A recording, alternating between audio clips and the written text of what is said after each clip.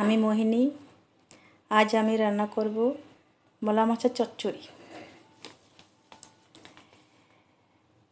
এখানে দিয়ে দিচ্ছি লবণ, হলুদ, ধনিয়া, লাল মরিচের গুঁড়া সামান্য, পেঁয়াজ কুচি, সাদা তেল। এখন হাত দিয়ে একটু ভালো করে মেখে নিচ্ছি। সামান্য জিরার গুঁড়া,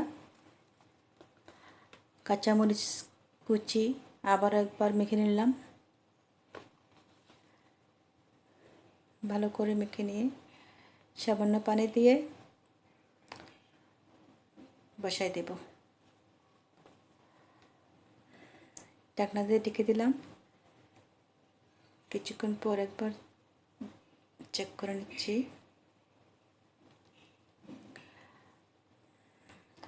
ফাইনালি হয়ে গেল আমার মলা মাছের চচ্চড়ি। সামান্য ধনিয়া পাতা দিলাম।